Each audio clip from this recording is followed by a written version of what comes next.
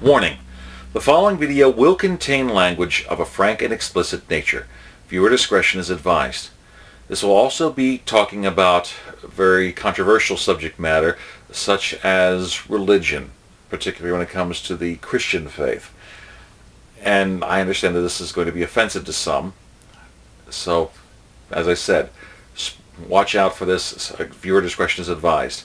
If any of this information may be too controversial or too upsetting to you, then stop watching now. Alright, guys, Dave here.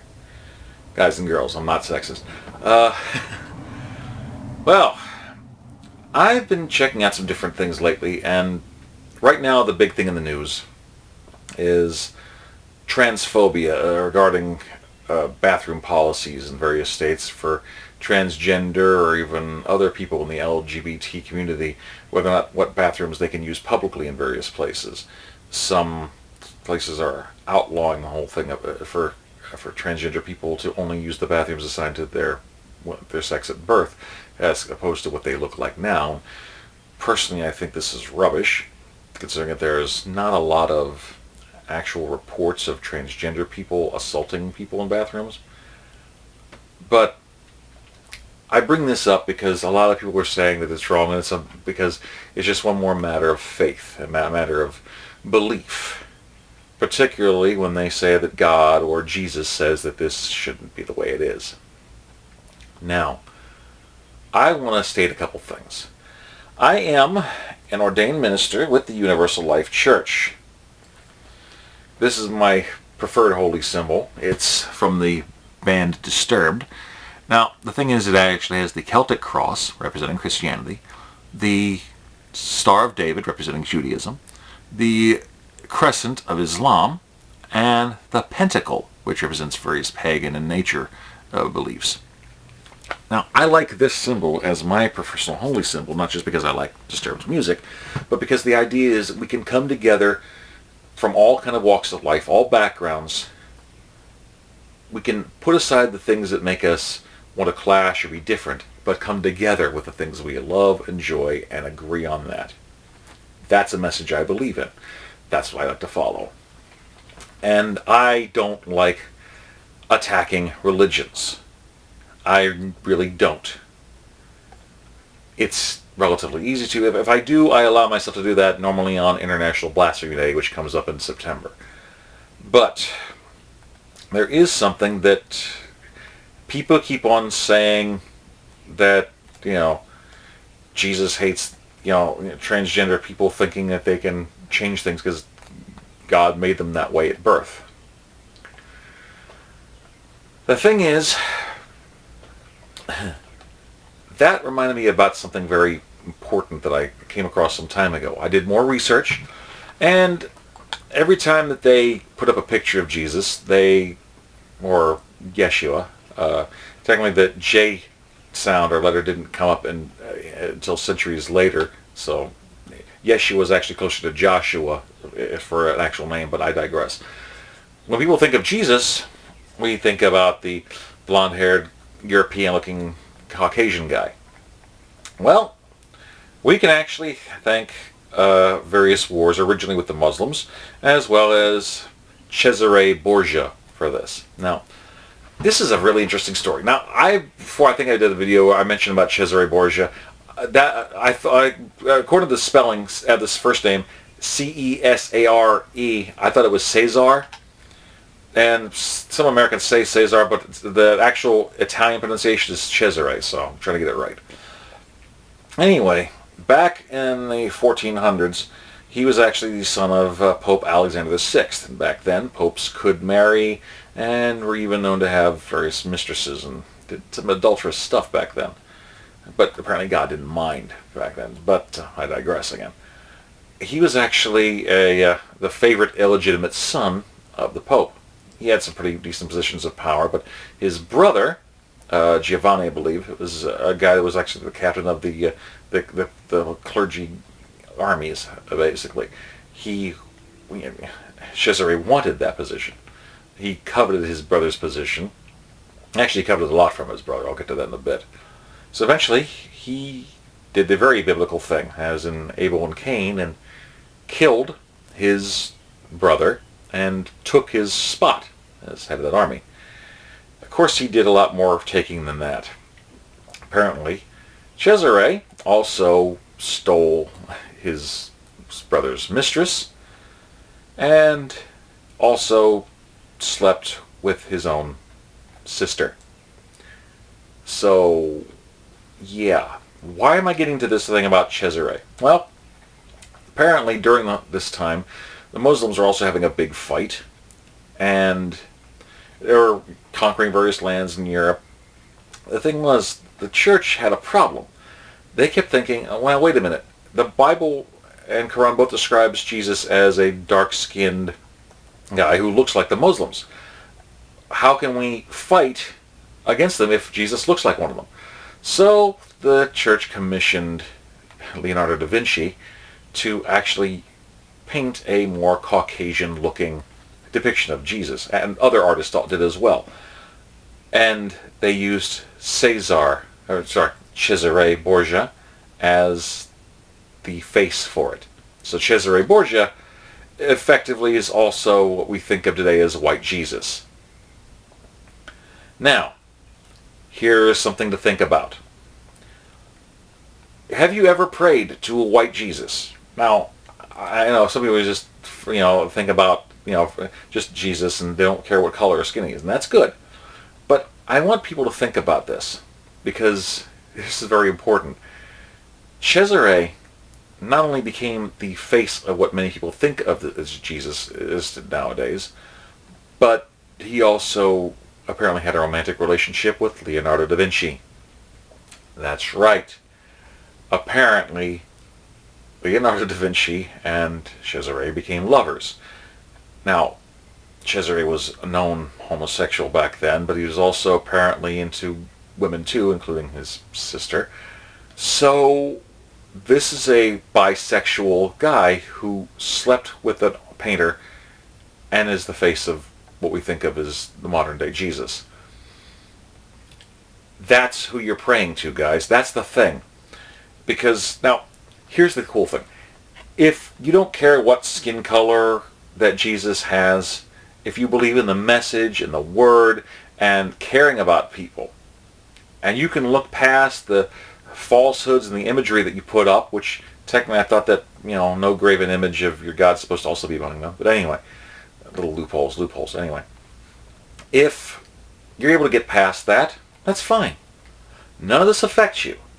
However, as I said, I never like attacking religions, but people doing stupid and harmful fucking shit in the name of their religions, well, that's fair game.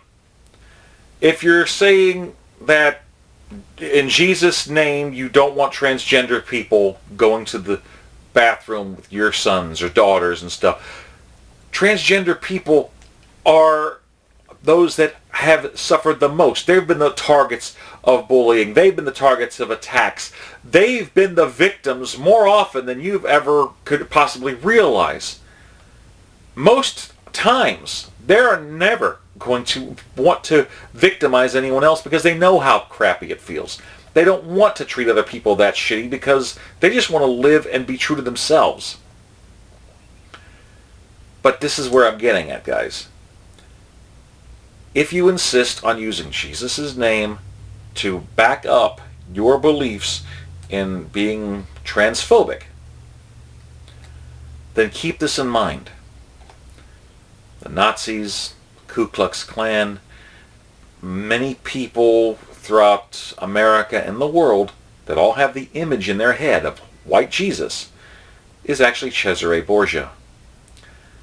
And if you are praying, if you have ever prayed to a white Jesus, then the image you're praying to is a brother killing, mistress stealing, incestuous, greedy man who knows what Leonardo da Vinci's dick tastes like. So, we're literally talking about one person's image being used as something else. If you're using it in Jesus' name, and that's the Jesus you're thinking of, you're praying to a cosplayer. You're praying to a dick-sucking, brother-killing, sister-fucking cosplayer. Now, some might argue that this is exactly why Jesus is so popular in parts of the South and in southern states. I don't want to go there. I could, but I really don't want to. I don't need to touch on that. All I need to say is,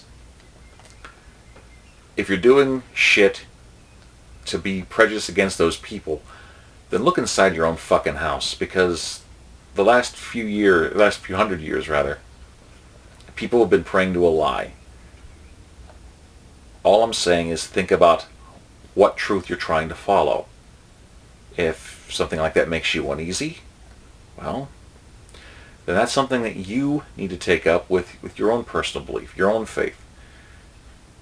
And if you don't mind about Jesus, what color skin he had, how he actually looked, you just want to follow his message, cool, good on you. I appreciate that.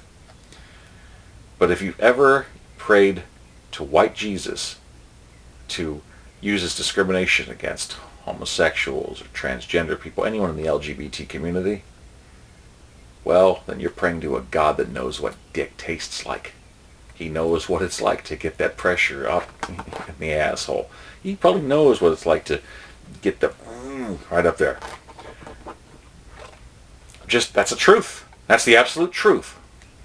See, like I said, I don't want to attack people's faith. I don't.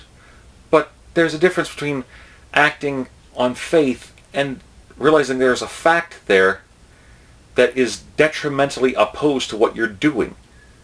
What part of the practice are you following from the preaching? Are you following a lie? A straight up fucking lie? Are you following propaganda? Now, other people are turning around and have videos online pointing out that Cesare is, the white Jesus, and other people calling him an antichrist or stuff like that, which that's up to your interpretation. All I'm trying to do is get you to think. If it's possible that you are wrong about white Jesus, then maybe, just maybe, it'll give you time to think very deeply and very hard about what you believe in, what you stand for.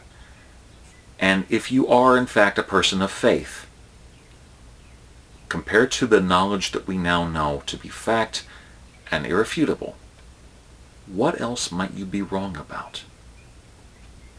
No attacks, just something to think about. And for those that are using Jesus' name or image to attack trans or LGBT people, boy, you're going to be in for a fucking awakening, because you're praying to a God that knows what that dick tastes like and feels like. And he probably even tickles Leonardo's ass with that beard. I don't know. But hey, I'm just saying, that's white Jesus. White Jesus is a lie. White Jesus is a sham. White Jesus has been fucking you over. Almost literally. So, people talk about if Jesus came back. Okay. And you have to follow his commandments. If white Jesus came back and said, "No, I like what you have to say.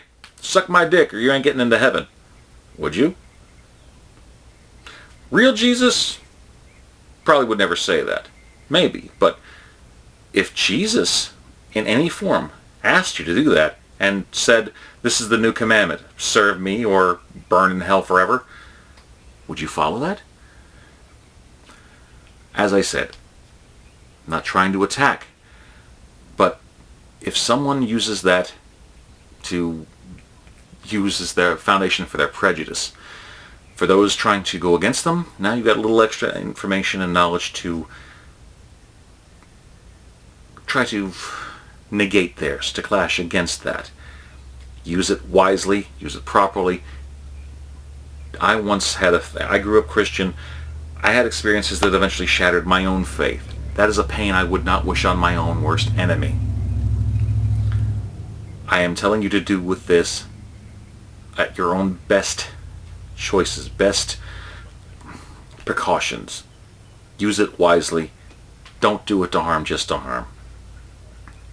be armed with this knowledge to build on a stronger foundation, to knock down that which doesn't work, to knock down bigotry, prejudice, and all the things that are against actual teaching of peace, love, and taking care of one another, as if we were all brothers and sisters.